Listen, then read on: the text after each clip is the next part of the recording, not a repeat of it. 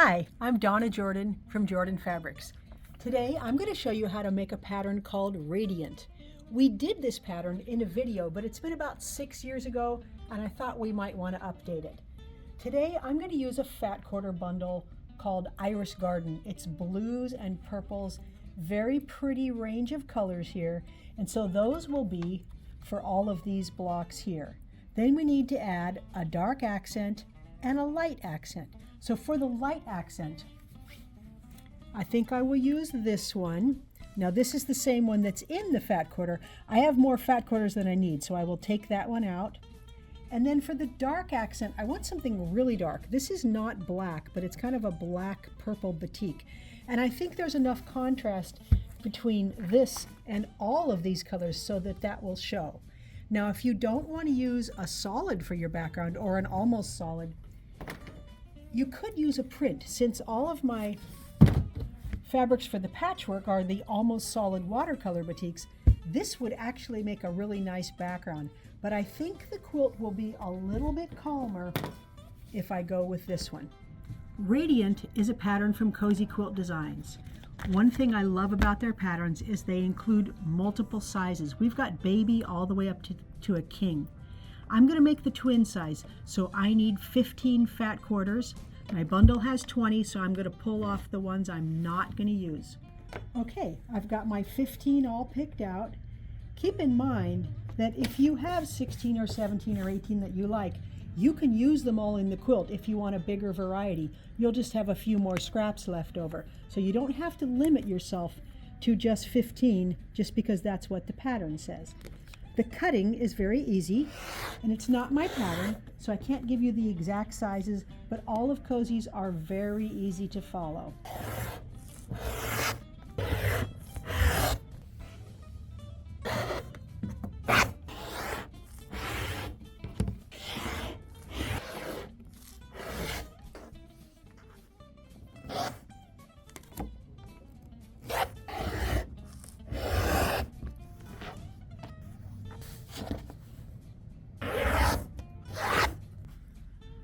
All of the pieces are cut, and all we have to make is 2 simple blocks.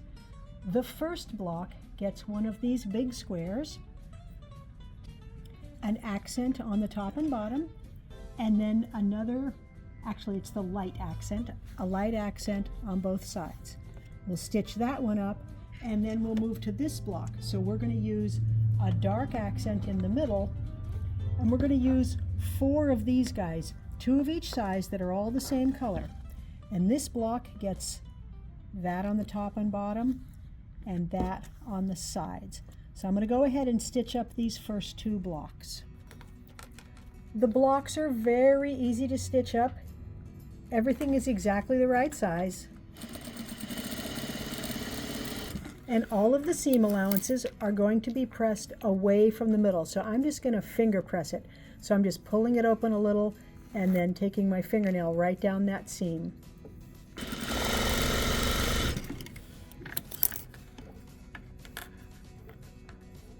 And now that is the exact length for us to put this piece on.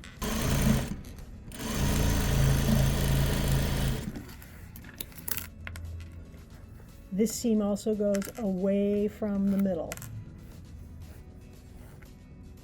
One last piece and the block is done.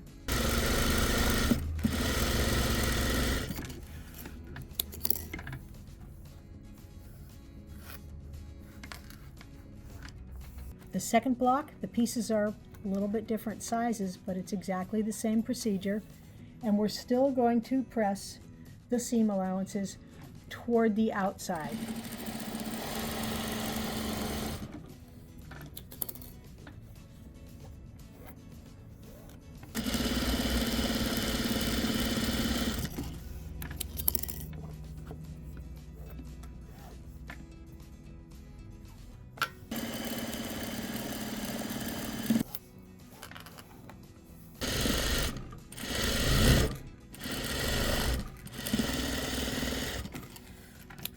So I'm just going by the pattern directions, which say to press these away from the center.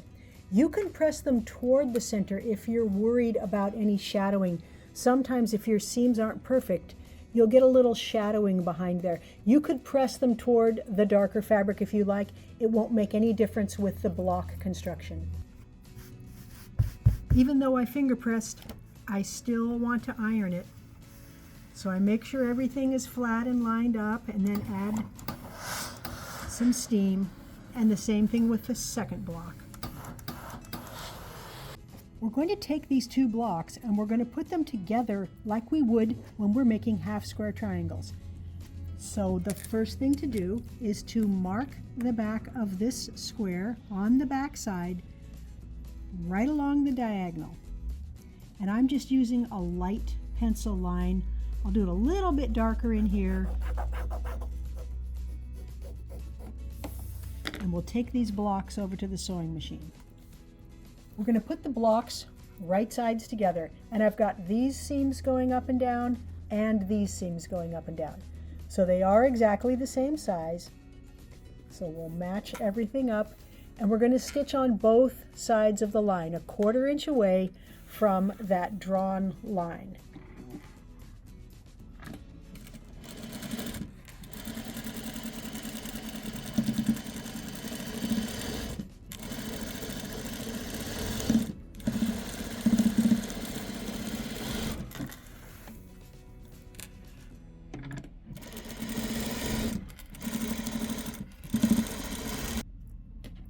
I'm going to cut this right along the drawn line.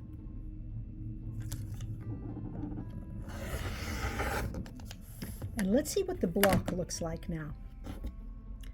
Look at how cool that is. So I'm going to go ahead and iron toward the darker color on both of these guys. I like to open the block and press this a little with my fingers because I don't want this big long seam to get bowed or convex, concave there. I want it to be nice and straight. So I usually press that seam with my hand a little bit and then add some steam. And that way the block stays nice and square. The last step is to cut these little dog ears off. And the pattern noted that your blocks should be about 9 1/8, but they may be a little bit bigger, a little bit smaller, and it's not a big deal. You just want them all the same size. You can trim them all down a little bit, but it's probably not necessary. You're probably pretty consistent in how your seams are next to that drawn pencil line. So as long as all your blocks are the same size, you won't have to trim them down. What I'm going to do next is pull off the pieces I need for some different blocks and match them up with a color that I like that'll go with it. So I'll put this one with that. So I'll put all these into 4s like I've got here, and then put one of these colors with them. Make all the rest of the blocks, put them together, make those half square triangles, then we're ready to lay the quilt out. I've got the blocks all done. They're very fast to stitch up. Now the quilt is going to be 7 by 9 blocks. So we're not going to make a centered pattern. We're going to make a pattern that's a little bit offset. So we're going to put 4 of these darker, the bigger dark pieces up here near the top of the quilt, and I'm just picking 4 different colors. And then we're going to start building around that. This is a pattern that you can turn lots of different ways, and you can make lots of different layout options. So let's just start putting the blocks out and see what we get. So what I'm doing is I've got that as the offset center of my quilt, and then I'm building a light diamond around it, then a dark diamond around it. So I'm going to keep building till I've got it 9 tall and 7 wide. All right, I've got the whole quilt laid out, and the colors were pretty easy to balance. I'm going to stand back and look and see if I have too much of one color in one spot or not enough of one color spread throughout the quilt. The colors blend pretty well, so it'll be pretty easy to trade around. Super quick to sew these together. There's no intersections to match within the block. There's nothing you have to match. So we'll just make rows and then sew those rows together. And then we've got 3 borders to add, and we can get it loaded onto the quilting machine. I'm looking at the pattern cover and the layout's a little bit different, and I think I'm going to like that better. So I'm going to trade the pieces around, spin them around till it looks more like this, see if I like that even better. Now it's laid out more like the original version in the pattern, and I do like this better. I'm going to trade around a little bit some of the colors because these are pretty close. So I think I'll put a blue in here, but other than that, I think I'm going to go with this layout. The quilt is on the machine and we need to pick a thread color. I didn't pick out anything really dark because I'm afraid it will fight with the patchwork, which is so nice. So this is the darkest one I have. Let's see what that will look like. It's going to show in the light, but it's not actually too strong. Now let's see, we've got a lighter lavender. It'll show a little bit in the darkest areas there. Blue, about the same effect, and this is just a little bit pinker, a little bit more lilac. I think I'm going to go with this blue. I think that'll look the best. Actually, I changed my mind. I think the lavender will look a lot better. There's more purple in the quilt, so I'm going to go with this one instead. The pattern I'm going to use is called Fluidity. I like it because it's very abstract. There's almost like some heart shapes in there, but here's what it looks like when you repeat it. It's going to fill up all the space nicely, and I'm going to love all those curves against the big triangles in the quilt.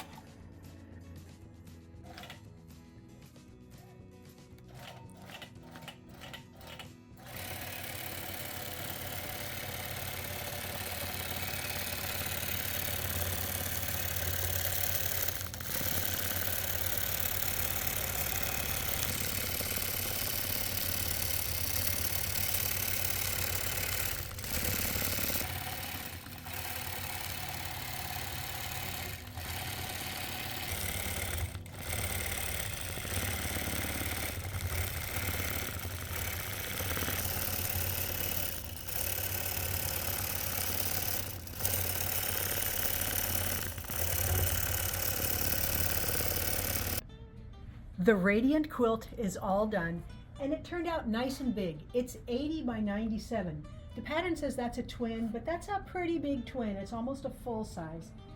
I do like how the colors go around and around, and there's lots of different ways you could make this pattern more abstract. Instead of straight lines, you can you can change directions and go down this way. The quilting with the Fluidity pattern, it looks really good. I really like that against all these triangles. You can see it nicely on the border here. On the back side, that gives nice movement against these bursts of color.